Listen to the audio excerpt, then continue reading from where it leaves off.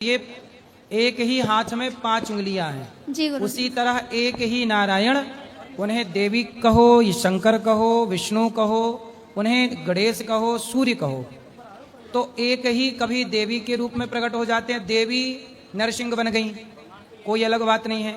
नारायण नरसिंह बन गए क्योंकि नारायण ही शक्ति के रूप में प्रकट होते। कहते हैं ना, राधा और कृष्ण एक हैं, जी गुरु जी। तो लक्ष्मी नारायण भी एक हैं। दूसरा कोई तत्व ही नहीं है ना बेटा। जी। व्यवहार में दुर्गा है, व्यवहार में नारायण है, पर मूल में नारायण और दुर्गा लक्ष्मी एक है, दो तत्व नहीं है। जी गुरु जी। तो चाहे दुर्गा नरसिंह बन के आए ऐसा हम कहें, चाहे नारायण नरसिंह बनकर आए, बात एक ही है। कान ऐसे पकड़ो या ऐसे पकड़ लो।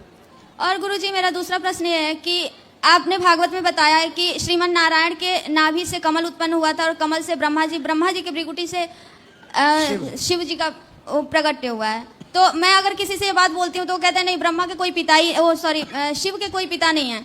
उन्होंने पढ़ा नहीं होगा, भागवत जी पढ़ लें। वो लोग मुझे ही झूठा बना देते हैं गुरु कोई जी। बात नहीं, किसी के झूठा बनाने से सच थोड़ी झूठ हो कहते जाएगा। हैं कि तुम्हें ज्ञान ही नहीं है, तुम फालतू में, तुम गलत लोगों का साथ कर रही हो, संगत कर रही हो, तुम्हें क्या नॉलेज है। ऐसा है। इसकी एक छोटी सी कथा आपको सुनाऊं। जी गुरु जी। एक बार एक चीता और गधा बोला कि ये घास लाल है। चीता बोला नहीं, घास तो हरी है।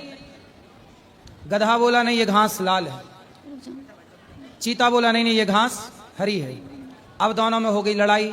गधा बोले घास लाल है, चीता बोले कि घास हरी है। अब दोनों बोले कहाँ चलें? बोले जंगल का राजा शेर है, चलो शेर के पास चलते हैं कि भाई साहब आप निर्णय करो। तो दोनों गए शेर के पास। शेर से पूछा कि भाई बताओ कि ये घास लाल है कि हरी है? तो गधा बोला कि शेर साहब घास लाल है। चीता बोला नहीं, घास हरी है। तो शेर बोला कि हाँ हाँ गधा ठीक कह रहा है, घास लाल है। अब गधा खुश हो गया, देखो मैं जीत गया, मैं ठीक कह रहा था ना कि घास लाल है, देखो शेर भी वही कह रहा है।